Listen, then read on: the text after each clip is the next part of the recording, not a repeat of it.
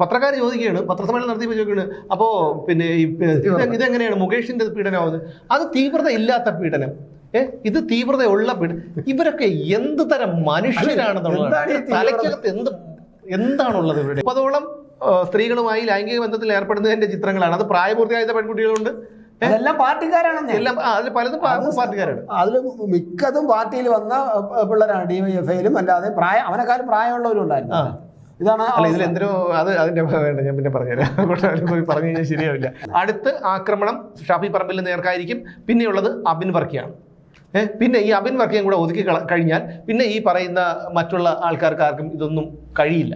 അതാണ് CPM ഉദ്ദേശിക്കുന്നതും. എന്തായാലും രാഹുലിന്റെ പോക്ക് CPMിലേക്കാണ് എന്നുള്ള കാര്യത്തിൽ യാതൊരു തർക്കവും വേണ്ട. നമസ്കാരം.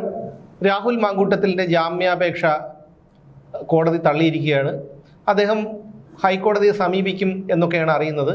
ഇതോടുകൂടി ഒരു കാര്യം നമുക്ക് ഉറപ്പായിരിക്കുന്നു, CPMിലേക്ക് കടക്കാൻ രാഹുൽ യോഗ്യത നേടിയിരിക്കുന്നു എന്നുള്ള കാര്യം. കാരണം കൊള്ള, കൊല, ബലാത്സംഗം, പീഡനം, മോഷണം, അഴിമതി തുടങ്ങി സകല വൃത്തികേടുകളെയും സംരക്ഷിക്കുന്ന ഒരു പ്രസ്ഥാനമാണ് CPM. അതിന് 100 ഉദാഹരണങ്ങളുണ്ട്. P. ശശി, PK ശശി, മുകേഷ്, ശ്രീരാമകൃഷ്ണൻ, കടകംപള്ളി സുരേന്ദ്രൻ, തോമസ് ഐസക്, ബേബി, ബിനോയ് കോടിയേരി, ഗോപി കോട്ടമുറിക്കൽ അടക്കം ഒരുപാട് പേരുണ്ട് പീഡന കേസിലായിരുന്നാലും. അങ്ങനെ അഴിമതി കേസ് നമുക്കുണ്ടല്ലോ, നമ്മുടെ ആൾക്കാരൊക്കെ ഉണ്ടല്ലോ. അപ്പം അങ്ങനെയുള്ള കാര്യങ്ങൾ വരുമ്പോൾ ഈ CPMിലേക്ക് കടക്കാൻ എന്തുകൊണ്ടും യോഗ്യത നേടിയിരിക്കുകയാണ് രാഹുൽ മാങ്കൂട്ടത്തിൽ. ഇല്ല, നാളെ അത് സംഭവിച്ചുകൂടാന്നില്ല കേട്ടോ. സംഭവിച്ചുകൂടുന്നില്ല. ഇത് കേൾക്കുന്ന പ്രേക്ഷകർ ആരെങ്കിലും ഉണ്ടെങ്കിൽ എഴുതി വെച്ചോളൂ. BJPയുടെ 7 അയൽപക്കത്ത് പോലും രാഹുലിനെ അടുപ്പിക്കില്ല, കോൺഗ്രസിൽ നിന്ന് പുറത്താക്കി. അങ്ങനെ വരുമ്പോൾ CPMിലേക്ക് തന്നെ രാഹുൽ പോകും. അത് ഈ 2-3 മാസത്തിനുള്ളിൽ തന്നെ ചിലപ്പോൾ ഉണ്ടായേക്കാം. ഈ വരുന്ന നിയമസഭാ തെരഞ്ഞെടുപ്പിൽ മത്സരിച്ചേക്കാം. എന്നാലും അത്ഭുതപ്പെടേണ്ട കാര്യമില്ല. കാരണം അവരെ സംബന്ധിച്ചിടത്തോളം ന്യായീകരണത്തിന് ഒരു പഞ്ഞമില്ലാത്തവരാണ്. അവരുടെ അണികൾ അതങ്ങ് വിശ്വസിക്കുകയും ചെയ്യും. അതാണ് അതിന്റെ ഒരു പ്രത്യേകത. വിശ്വസിക്കുന്നതല്ല, വിശ്വസിച്ചോളൂ, അവരങ്ങ് അംഗീകരിച്ചോളൂ. ഇപ്പൊ മാങ്കോട്ടത്തിന്റെ ജാമ്യം നിഷേധിച്ചതിനായിട്ട് ആഹ്ലാദപ്രകടനം നടത്തുന്നുണ്ട് DYFIക്കാര്. നാട്ടിലാകെ ഇങ്ങനെ ആഹ്ലാദപ്രകടനം നടത്തിയിട്ട് അങ്ങനെയാണ് ഇങ്ങനെ വിജയിച്ചെന്നൊക്കെ പറഞ്ഞ് നടക്കുന്നുണ്ട്. ഈ അണികൾ തന്നെ ഈ രാഹുൽ മാങ്കൂട്ടത്തിൽ നാളെ പിന്നെ CPMിലേക്ക് വന്നു കഴിഞ്ഞാൽ ഒരു എതിർപ്പും പറയില്ല. അവര് രാഹുൽ കി സിന്ദാബാദ് വിളിച്ചോളൂ. അല്ല, അതാണ് പറഞ്ഞത്. എനിക്ക് ഏറ്റവും വലിയൊരു രസമായിട്ട് തോന്നിയത് എന്താണെന്ന് വെച്ച് കഴിഞ്ഞാൽ, ഈ DYFI പ്രവർത്തകർ പടക്കം പൊട്ടിച്ച് ആഹ്ലാദം പ്രകടിപ്പിക്കുന്നു. അവർ അതിനു മുമ്പ് സമൂഹ മാധ്യമത്തിലൊക്കെ പങ്കുവച്ചിരുന്നു. എടാ വിജയ എന്ന് വിളിച്ചെന്നാണ് രാഹുൽ മാങ്കൂട്ടത്തിന്റെ പേരിലുള്ള ഒരു കുറ്റം അവർ പറയുന്നത്.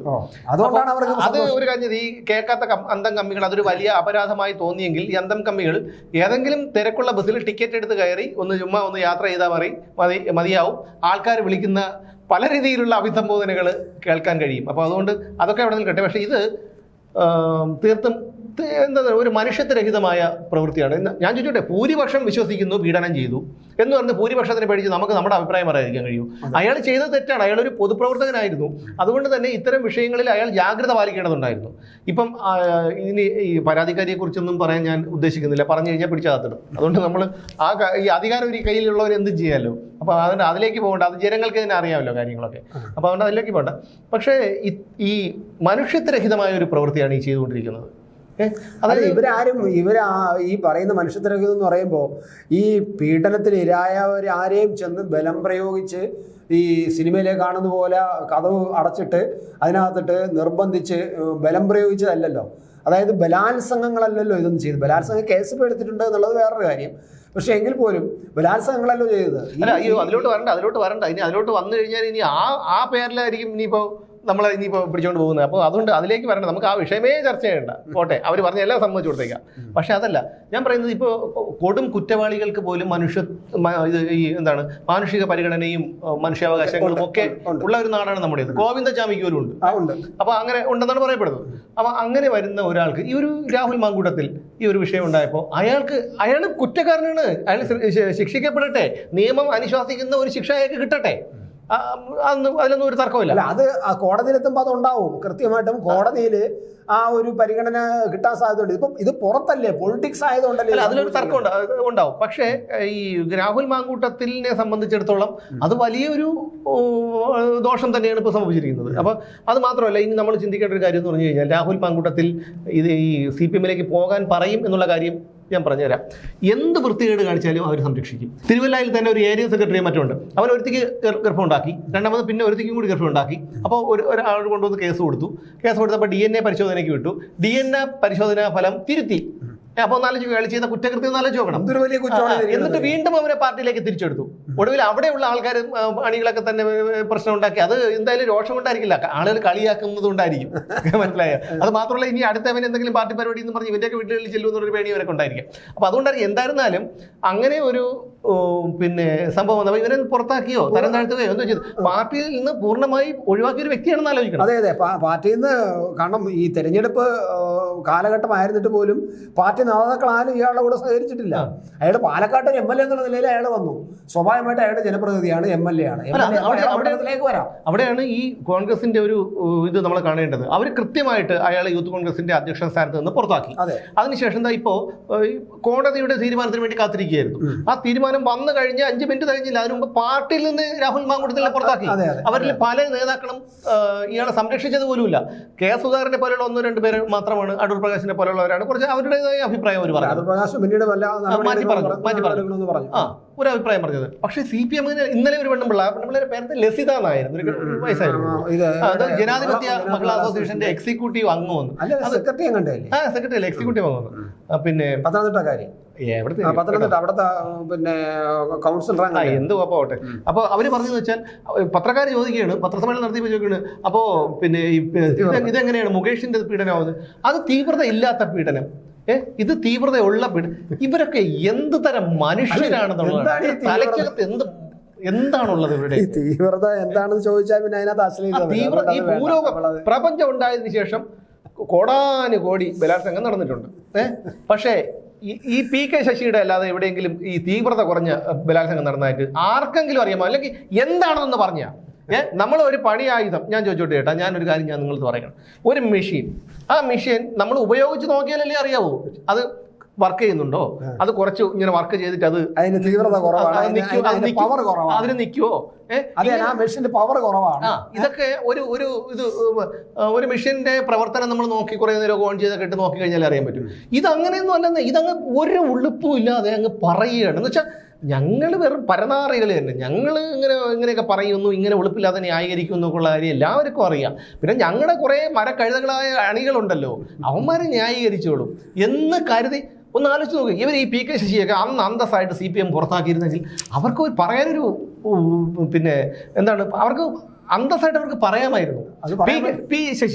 പി ശശിയെ പാർട്ടിയിൽ നിന്ന് തന്നെ, പ്രാഥമിക അംഗത്വത്തിൽ നിന്ന് തന്നെ പുറത്താക്കിയ ആളാണ് പി ശശി. പാർട്ടിയിലെ നേതാവിന്റെ മകളെയാണ്, ഒന്ന് മകള്, ഒന്ന് DYFI പ്രവർത്തകന്റെ ഭാര്യ. അയാളെയാണ് എല്ലാ ഇതും മാറ്റി വെച്ചിട്ട് പിണറായി വിജയൻ പൊളിറ്റിക്കൽ സെക്രട്ടറിയുടെ സ്ഥാനത്ത് അവരോധിച്ചിരിക്കുന്നത്. അല്ല, ഇതിപ്പം മാങ്കൂട്ടത്തിന് പാർട്ടിക്കാരെന്നല്ല, പുറത്തുള്ള ഒരു നടിയും പിന്നെ വേറൊരു പെൺകുട്ടിയാണ്, ഇപ്പം ഒരു മാധ്യമ പ്രവർത്തക കൂടിയാണ് ഒന്ന് പരാതി കൊടുത്തിരിക്കുന്നത്. പാർട്ടിക്കാരേ അല്ല, പാർട്ടിക്കാരിയായ ഒരാൾ വന്നെന്തൊക്കെ പറയുന്നുണ്ട്, വേറെ മോശമായി പെരുമാറും. പക്ഷെ CPM-നകത്ത് അതല്ല, സ്വന്തം പാർട്ടിയിലുള്ള പാർട്ടി നേതാവിന്റെ മകളെയും ഭാര്യയെയും പീഡിപ്പിച്ചിട്ട് പോലും യാതൊരു നടപടി എടുക്കാത്ത പാർട്ടിയാണ്. രാഹുൽ മാങ്കൂട്ടത്തിന്റെ കാര്യം മുഴുവൻ നമുക്ക് മാറ്റിവെക്കാം. പക്ഷെ ഈ വിഷയവുമായി ബന്ധപ്പെടുത്തി തന്നെ മറ്റേ CPM-ന്റെ വിഷയത്തെ നമുക്ക് ചർച്ച ചെയ്യാം. മുകേഷിന്റെ കാര്യം, എടി നീ വരുന്നു, എടി നീ വാടി, നീ എന്തടി കൊച്ചുകള്ളി, നീ എപ്പോഴും ഇങ്ങനെ തന്നെ. അപ്പം ഈ ഓഡിയോ ഒക്കെ നമ്മൾ കേട്ടല്ലോ. അവൾ പറയുന്നുണ്ട്, അല്ല ഞാൻ കണ്ടില്ല, മൊബൈല് ഞാൻ കണ്ടില്ല, വിളിച്ചത് ഞാൻ കണ്ടില്ല. നീ പിന്നെ അത് ഈ വൃത്തികെട്ടവന്മാരൊക്കെ എന്ന് പറഞ്ഞാൽ ഇവരൊക്കെ കോടിക്കണക്കിന് രൂപയുടെ ആസ്തിയുള്ളല്ലേ, ഇവര് വല്ല തായ്ലാൻഡില്ല പട്ടായയിലെ പക്കൂടെ. ഞാൻ ഒന്ന് പറഞ്ഞു നോക്കണം, ഞാൻ ചേട്ടൻ ആലോചിച്ചു വല്ല തായ്ലാൻഡില്ല പട്ടായയിലെ പക്കൂടെ പ്രമുഖനായ നേതാവിന്റെ, വളരെ മാന്യനായ ഒരു നേതാവിന്റെ മകനാണെന്നുള്ളതാണ്. അതുപോലെ തന്നെയാണ് കടകംപള്ളി. മഴക്കോട്ട് നീ ചുമ്മാ മഴയൊന്നുമില്ല, നീ ഇങ്ങോട്ടോ, ഞാൻ മഴക്കോട്ട് ഞാൻ മാറ്റി തരാം. ഇതൊക്കെ ഒരു സംസ്ഥാനത്ത് മന്ത്രിയായിരുന്ന ഒരുത്തരാണ് ഈ പറയുന്നത്. സംസ്ഥാനത്ത് മന്ത്രിയായിട്ടിരുന്ന ഒരുത്തരാണ് പറഞ്ഞത്. അന്നൊന്നും ഇവനൊന്നും ഈ ഉളുപ്പില്ല. ആ ഓഡിയോക്കൊന്നും വിലയുമില്ല, ആ ഓഡിയോക്കൊന്നും വിലയുമില്ല, ആ ഓഡിയോക്കൊന്നും ഒരു വിലയുമില്ല. ആ ഒരു വില ഗോപി കോട്ടമുറിക്കല് മറ്റു പരിപാടി നടത്തിക്കൊണ്ടിരിക്കുന്നത് അവന്മാർ തന്നെയാണ് ക്യാമറ വെച്ച് അയാൾ കേരള ബാങ്കിന്റെ ചെയർമാനായി. സ്വപ്ന സുരേഷ് എന്റെ മുമ്പിൽ വിരിമാറ് കാണിച്ചു കൊടുത്തവരാണ് കടകം മറ്റേയാള് ശ്രീരാമകൃഷ്ണൻ. സ്വപ്ന സുരേഷ് പറഞ്ഞതെന്ന് വെച്ചാൽ കടകംപള്ളി വൃത്തികെട്ട, ഇതുപോലെ വൃത്തികെട്ടാൻ വേറെ ഇല്ല, വീട്ടിൽ കയറ്റാൻ കൊള്ളില്ല എന്ന് പറഞ്ഞു കഴിഞ്ഞാൽ പിന്നെ അതിന്റെ അർത്ഥം എന്താണ്? പിന്നെ വേറെ തന്നെ മൂന്നാറിൽ പോകണം, ചകരിക്ക് മൂന്നാറിൽ പോകണം. അപ്പോൾ അങ്ങനെ പിന്നെ ഉള്ളത് ബിനോയ് കോടിയേരി. എങ്ങനെയാണ്, അതായത് ഒന്ന് ആലോചിക്കുകയാണ്, ഒന്നും അല്ലെങ്കിലും അവരുടെ ആൾക്കാരാണ് ബംഗാളി കിടക്കുന്നത്. അവിടെ ഉള്ള ഒരുത്തേക്ക് ഗർഭം ഉണ്ടാക്കിയിട്ട് ഓടിപ്പോണെന്ന് പറഞ്ഞു കഴിഞ്ഞാൽ മനസ്സാക്ഷികൾ ആരെങ്കിലും ചെയ്യുന്നതാണ്? അവിടെ നിന്ന് വന്ന് പിന്നെ അത് കേസായി കോടതിയായി. ഇപ്പം ഇതൊക്കെ ജനങ്ങൾ മറന്നെന്നാണോ വിചാരം? ഇത് ജനങ്ങൾ മറക്കില്ല. പക്ഷേ നമ്മൾ ഇത് ഇത്തരം പ്രവണതകൾ നമ്മൾ വെച്ച് ഉറപ്പിക്കുമ്പോൾ അതിനിപ്പം എത്ര ശത്രുവായിരുന്നാലും ശരി, ഇനിയിപ്പോൾ ഒരു CPM കാരനാണെങ്കിൽ ഇങ്ങനെ വന്നാൽ പോലും ഞാൻ അവൻ്റെ പക്ഷത്തേ ഇരിക്കുള്ളൂ. കാരണം ഇവിടെ ഒരു നിയമ സംവിധാനമുണ്ട്. ഇവിടുത്തെ മാധ്യമങ്ങളും അല്ലെങ്കിൽ സംഘികളും കൊങ്ങികളും കമ്മികളും ഒന്നുമല്ല വിധിക്കുന്നത്. ഇവിടെ വിധിക്കുന്നത് ഇവിടെ അങ്ങനെ പിന്നെ കോടതിയുടെ ആവശ്യം വരുന്നില്ലല്ലോ. അപ്പൊ രാഹുൽ ഈശ്വറിന് ഒരു അഭിപ്രായം പറയാൻ പാടില്ലേ? യഥാർത്ഥത്തിൽ ഈ ഇരയുടെ ഐഡന്റിറ്റിയും ഫോട്ടോയും എല്ലാം വെളിപ്പെടുത്തിയത് മൊട്ടത്തലനാണ്, മറ്റേ ട്രീ കട്ടർ ആ ചാനലിലൂടെ മൊട്ടാരനാണ്. അവന് ഒരു പ്രശ്നമില്ല. അപ്പൊ ഇതൊക്കെ ഉള്ള അഭിപ്രായം പറഞ്ഞതുകൊണ്ടാണ് ഇയാൾക്കെതിരായിട്ട് അത് ആഘോഷിക്കേണ്ടത് ചില ചാനലുകൾ. എനിക്ക് മനസ്സിലാവുന്നത് നമ്മുടെ ചാനലുകളുടെ ഒരു അവസ്ഥ എന്താണെന്ന്. എന്തൊരു ഗതികേടാണ് ഈ കേരളത്തിലെ കുറെ ചാനലുകൾ, എന്ത് വൃത്തികേടാണ്. ഇപ്പം വീട്ടിൽ ഇരുന്ന് വാർത്ത വയ്ക്കാൻ പറ്റാത്ത അവസ്ഥയാണെന്നേ. അല്ല ഞാൻ ഇപ്പോഴും പിന്നെ എനിക്കൊരു കൊച്ചുമോനുണ്ട്. ആ കൊച്ചുമോനൊക്കെ ഇതെന്താണ് അപ്പൊ ചച്ചാൻ ചോദിച്ചാൽ ഞാൻ എന്ത് മറുപടി പറയും? കാരണം അതാണ് അവസ്ഥ. പറയുന്നതെല്ലാം കേട്ടോണ്ടിരിക്കാൻ പറ്റുന്നില്ല. രക്തം ഒലിച്ച കാര്യമൊക്കെയാണ് പറയുന്നത്. രക്തം ഒലിച്ച കാര്യം പറഞ്ഞപ്പോഴാണ് ഞാൻ വേറെ കാര്യം, വേടന്റെ കേസ്. അത് ഞാൻ ഇങ്ങനെ രക്തമൊലിച്ചൊക്കെ പറയുന്നത് വെച്ചാൽ വേടനെ പഠന വിധേയമാക്കിയ ഒരു പ്രസ്ഥാനമാണ്. അവനെ 2 സ്ത്രീകൾ വന്നിട്ട് പീഡിപ്പിച്ചു എന്ന് പറഞ്ഞപ്പോഴും അവനെ സംരക്ഷിച്ചു. മന്ത്രിമാരോടൊപ്പം വേദി പങ്കിടാനുള്ള അവസരം കൊടുത്തു. സംസ്ഥാനത്തെ ചലച്ചിത്ര അക്കാദമി ചലച്ചിത്ര അവാർഡ് അവന് കൊടുത്തു. എന്നിട്ട് അവനെ വാനോളം പുകഴ്ത്തിക്കൊണ്ട് പഠിപ്പിച്ചു. അവന്റെ വിഷയം അവനെ എഴുതി എന്തോ തലയ്ക്ക് വെളിവില്ലാതെ എഴുതിയ ഒരു പറഞ്ഞ ഒരു സാധനത്തിന് പിള്ളേർക്ക് പഠിക്കാനായി ഇട്ട് കൊടുത്തു. പിന്നെ ഉമേഷ് എന്ന് പറയുന്ന കോഴിക്കോട് വടകരയാണെന്ന് തോന്നുന്നു അല്ലേ, DYSP. അയാള് അനാശാസ്ത്രത്തിന് പിടിച്ച സ്ത്രീയെ വീട്ടിൽ പോയി പീഡിപ്പിച്ചെന്ന് അവരും ഒന്നും വരാതെ കൊടുത്തു. അത് മാത്രമല്ല, അയാൾ പീഡിപ്പിക്കാൻ നിർബന്ധിച്ചു എന്ന് പറഞ്ഞിട്ട് ഒരു CI ഇപ്പൊ ആത്മഹത്യ ചെയ്തു. അതിന് കുഴപ്പമില്ല. പിന്നെ അങ്ങനെ ഇത്തരം ഈ പ്രശ്നങ്ങൾക്കൊന്നും ഒരു പറഞ്ഞ ഒരുപാടുണ്ടെന്നേ. നമ്മളെ മലയൻകീഴ് ഒരു DYFകാരൻ, ഒരു SFI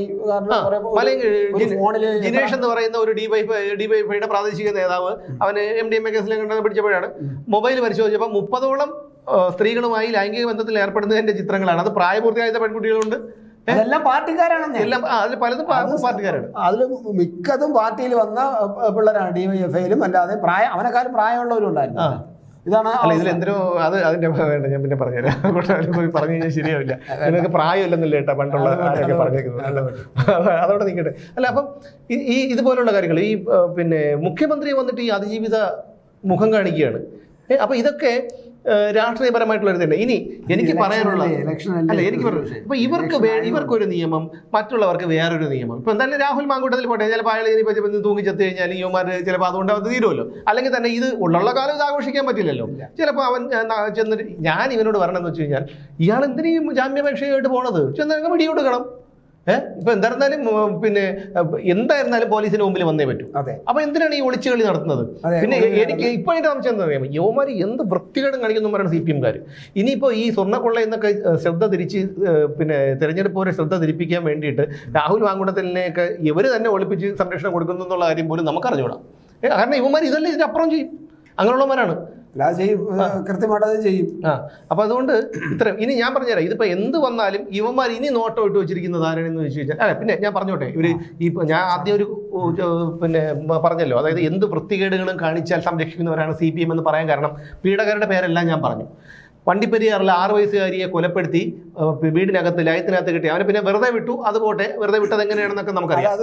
പിന്നെ ഒരു സക്കീർ ഹുസൈൻ എന്ന് പറഞ്ഞ് വേറൊരുത്തൻ, അതായത് CITUവിന്റെ എന്തോ നേതാവായിരുന്നല്ലോ എറണാകുളത്തെ, അവനെ പാർട്ടിയിൽ നിന്ന് പുറത്താക്കി അനധികൃത സ്വത്ത് സമ്പാദനത്തിൽ പുറത്താക്കിയിട്ട് അവനെ വീണ്ടും തിരിച്ചെടുത്തിരിക്കുന്നു പാർട്ടിയിൽ. അപ്പൊ ഇത്തരം കരുനാഗപ്പള്ളിയിലെ ഒരു പിന്നെ ലോറിയില് ഇത് കടത്തിയത് തിരിച്ച് പാർട്ടി സ്ഥാനാർത്ഥിയാണ്. അതെ, ആലപ്പുഴ.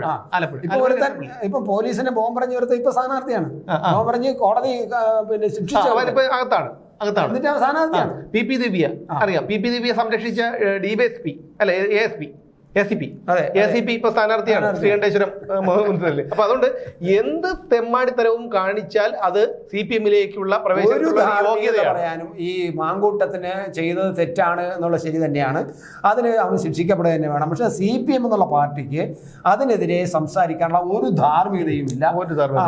അയാൾക്കെതിരെ ഈ പീഡനത്തിനെതിരെയും പീഡിപ്പിച്ചവനല്ലേ നേതാവ് എന്ന് ചോദിക്കാനുള്ള ഒരു ധാർമ്മികതയില്ല. കാരണം അവരുടെ കയ്യിൽ ഇവിടെ ഒരു മാങ്കൂട്ടത്തിൽ മാത്രം ഉണ്ടെങ്കിൽ അപ്പുറത്ത് ഒരു മാവിന്റെ മൂട് നിറയെ നിന്നാലും പിന്നെ കവിഞ്ഞ അവർ ചെയ്യുന്നത് എന്താണെന്ന് അറിയാമോ? അതായത് അവർ ഒരു കള്ളത്തെ തന്നെ പലതവണ പറഞ്ഞ് അതിനെ സത്യമാക്കാൻ ശ്രമിക്കുകയാണ്. അതായത് ഒരു മസ്തിഷ്ക പ്രക്ഷാളനമാണ് അവർ നടത്തിക്കൊണ്ടിരിക്കുന്നത്. ഈ സൈബർ ഗുണ്ടകളുണ്ടല്ലോ, ഇവരുടെ സൈബർ ഗുണ്ടകൾ, അതായത് യുവമാരുടെ സൈബർ ന്യായീകരണം നേരെ ചൊവ്വേ എഴുതാനും വായിക്കാനും അറിഞ്ഞൂടാ. അപ്പോൾ എനിക്കറിയാവുന്നുള്ളൊരു കമ്മിയുണ്ട്. അതായത് ഓരോ വാക്കിൻ്റെ ഇടയിൽ ഫുൾ സ്റ്റോപ്പ് ഇടും. കാരണം ഒരു സെൻറ്റൻസ് കഴിഞ്ഞാലല്ലേ ഫുൾ സ്റ്റോപ്പ് ഇടുന്നത്, ഓരോ കഴിയുമ്പോഴും ഫുൾ സ്റ്റോപ്പ് ഇടും. ഇതൊക്കെ വെച്ചിട്ടാണ് യുവമാർ തള്ളുന്നത്. എന്നാൽ പിന്നെ ചക്കെന്ന് പറഞ്ഞാൽ ചുക്കെന്ന് എഴുതി കൊക്കെന്ന് വായിക്കും. അതാണ് അവരുടെ രീതി എന്ന് പറഞ്ഞാൽ. അപ്പോൾ ഇത് ചാനലുകാർക്ക് എഡിറ്റ് ചെയ്യാനാണ് പാട്. ഇങ്ങനെ കട്ട് ചെയ്ത് ചാനൽ ഫേസ്ബുക്കിൽ തള്ളുന്നത്, ഫേസ്ബുക്കിൽ എഴുതുന്നത് ഇങ്ങനെയാണ് ഫേസ്ബുക്കിൽ എഴുതുന്നത്. പിന്നെ ഒരു കാര്യം പറയാതെ വയ്യ, ഞാൻ ഒരു കാര്യം കൂടി പറഞ്ഞ് അവസാനിപ്പിച്ചോളാം. ഈ രാഹുൽ മാങ്കൂട്ടത്തിൽ നിങ്ങൾ എഴുതി വെച്ചോളൂ, രാഹുൽ മാങ്കൂട്ടത്തിൽ ഇനി ഒരു രാഷ്ട്രീയ ഭാവിയില്ല. അയാൾക്ക് ആകെ അറിയാവുന്നുള്ളത് ഈ രാഷ്ട്രീയ പ്രവർത്തനം തന്നെയാണ്. അയാൾ CPM-ലേക്ക് തന്നെ പോകും, അതിന് ഒരു തർക്കവുമില്ല. ഈ CPM-ലേക്ക് പോയി കഴിഞ്ഞാൽ ഈ രണ്ട് കൈയും നീട്ടി സ്വീകരിക്കും. ഇന്ന് രാഹുൽ മാങ്കൂട്ടത്തിലിനെ തന്തയ്ക്കും തള്ളയ്ക്കും വിളിക്കുന്ന ഈ അന്തം കമ്മികളൊക്കെ അപ്പോൾ വേറെ മറ്റേ പല പേരുകളിട്ട് വിളിക്കും. കാരണം ഇതിനൊരു മുൻഗാമി കൂടിയുണ്ട്, PS പ്രശാന്ത് പാലോട് രവിയുമായിട്ടുള്ള ഒരു തർക്കത്തിന്റെ പേരിലാണ് പാർട്ടിയിൽ നിന്ന് പോയിട്ട് ദേവസ്വം പ്രസിഡന്റ് ആയത്. ഉടനെ അകത്ത് പോകും, അതെന്നുള്ള വേറെ കാര്യം. PS പ്രശാന്ത്.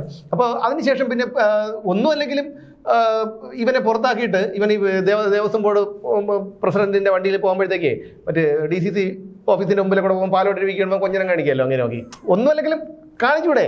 പാലോട് രവി ഒന്നുമില്ലല്ലോ, ഒന്നുമില്ല, അവിടെ ആളുമില്ല, അനക്കമില്ല, ഇങ്ങനെ നിൽക്കുമ്പോൾ കൊഞ്ഞനം കഴിഞ്ഞിട്ട് പോവാം.